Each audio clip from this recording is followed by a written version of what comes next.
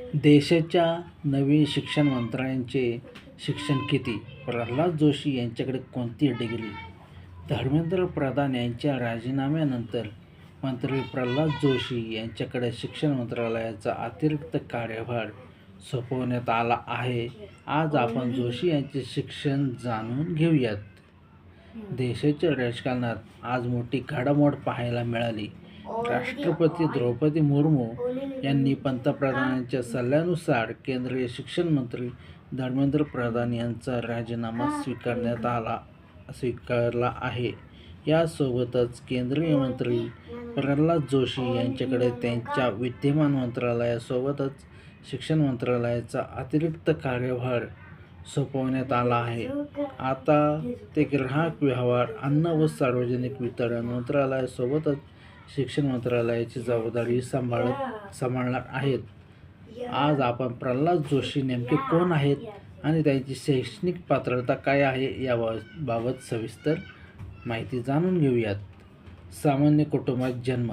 प्रल्हाद जोशी यांचा जन्म 27 नोव्हेंबर 1962 रोजी कर्नाटकातील विजयपुरा येथे झाला.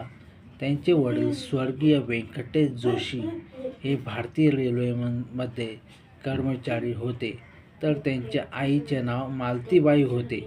सामान्य कुटुंबात वाढलेल्या प्रल्हाद जोशी यांना विद्यार्थी जीवनापासूनच सामाजिक कार्य आणि जनतेच्या हिताच्या मुद्द्यांमध्ये रस होता.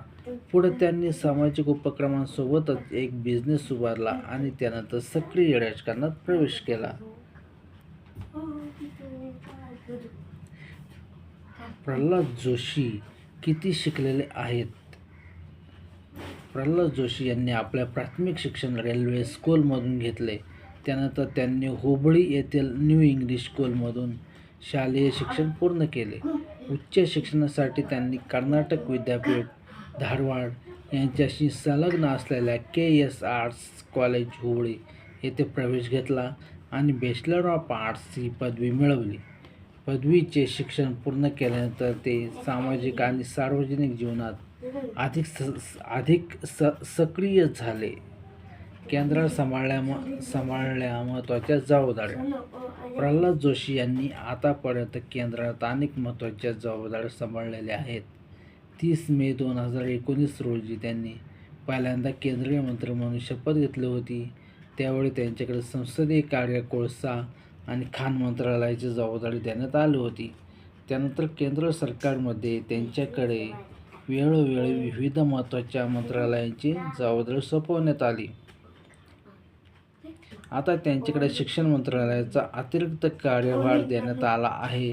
या खात्याला नवीन मंत्री मिळेपर्यंत जोशी ही जबाबदारी सांभाळत आहेत.